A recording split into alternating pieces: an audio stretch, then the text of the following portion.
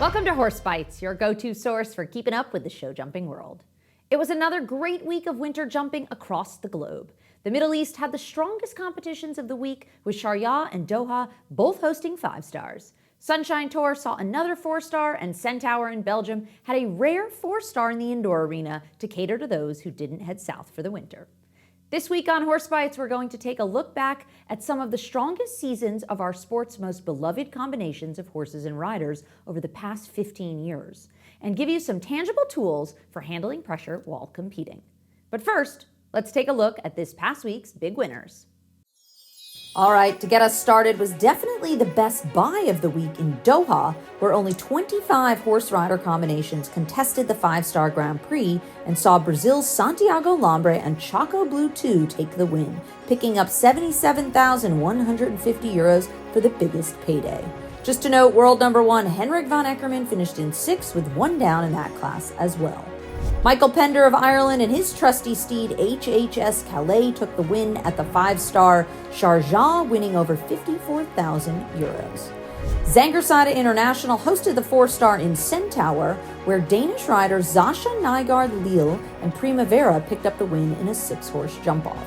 Sunshine Tour had another 4-star this week and saw France's female powerhouse Penelope Lepervaux and Texas take the win in a super difficult class that saw only 5 clear, where she beat out Germany's Philipp Weishaupt in 2nd and the fan favorite Hermitage Cologne and Gilles Thomas in 3rd.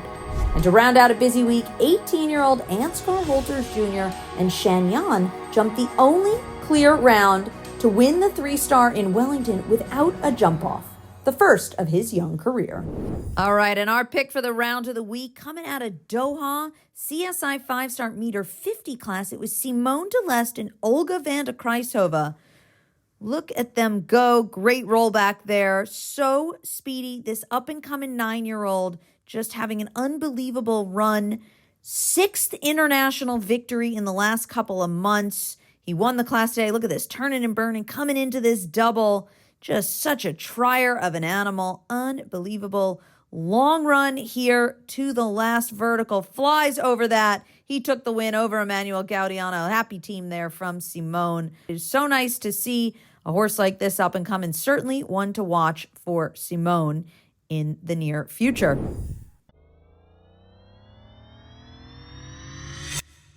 On this week's Showstopper, powered by EquiRatings, we're going to take a look at some historically exceptional seasons for horses and riders at the CSI 5-star meter 60 level.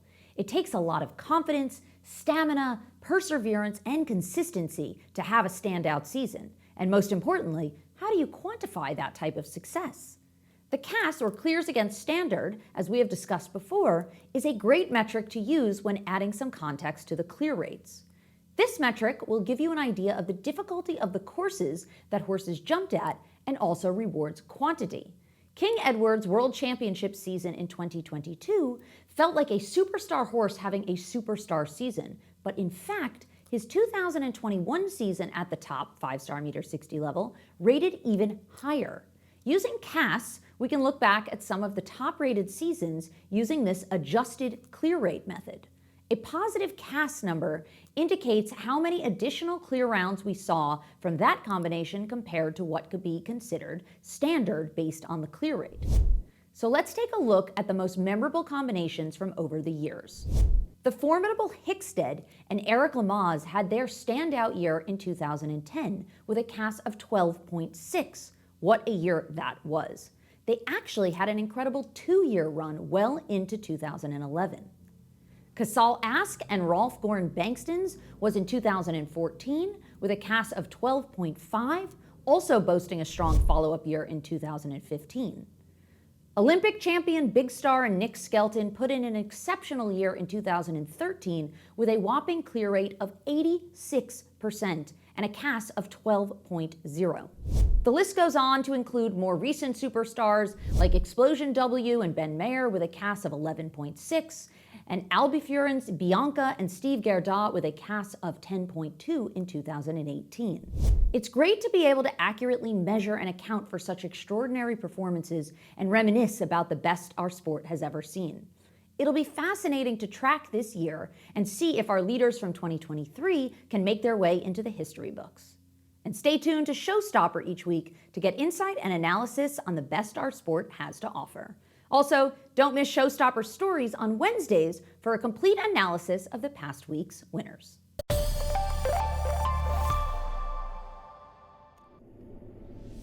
Steuben, committed to innovation and service excellence so that the well-being of your horse is the foundation for you to build a true partnership and do what seems impossible.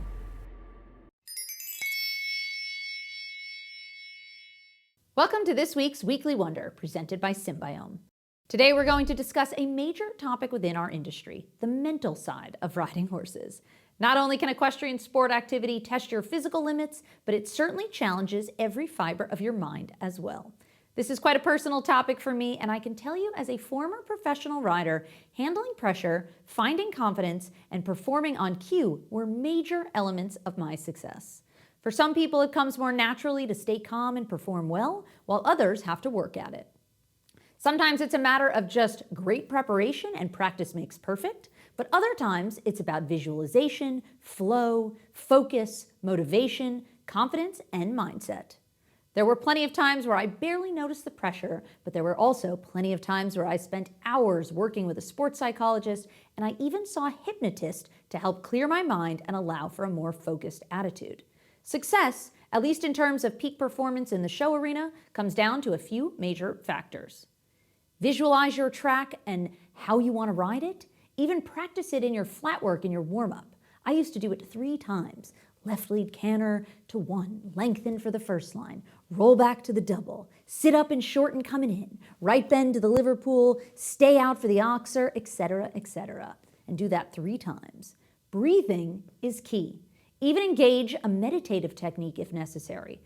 4 count in, hold for 4, 4 count out, and do it 3 times before you begin your round.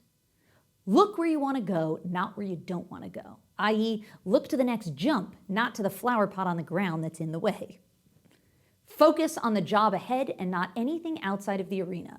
Don't look at the crowd, your trainer, your family, etc. 1 jump at a time. Solve problem A and then move on to problem B. Flow is a big one. The smoothest, most effective rounds come from a state of clear focus and simplicity. Make a plan and execute it. Simple, but not necessarily easy. And lastly, confidence builds success, and success builds confidence. So take the small wins, even if it's just a few trot steps in a day. And on that note, let's see what it looks like when it doesn't go to plan with this week's Wild Things. All right, let's take a look at the wild things of the week. All right, she's trotting and hits 1, hits 2. Oh no, she's staying on. Oh no, holy, oh my God, right into the wall. Knocks over 1, knocks over 2, lands kind of bucking, keeps going. The horse just rams her right into the wall. Oh, I know her and I know she's okay, but holy. All right, let's take a look at this one. Oh, young horse looks like he's spinning in the cold, and he's spinning, and he's spinning, and he's spinning. Oh, and onto the ground he goes. But he captures him, so he's up. And look at this little pony. Problems. Lands in front of the saddle. Lands back in the saddle. Look at that. Good little pony. And pops her back into the tack. And those were your wild things of the week.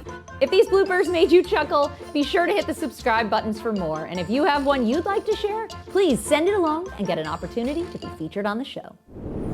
And that's a wrap on this week's Top Highlights. Catch us next week as we cover the final leg of the Western European World Cup League competition out of Gothenburg and debunk some myths about the frequency at which top riders opt to compete at the 5-star level.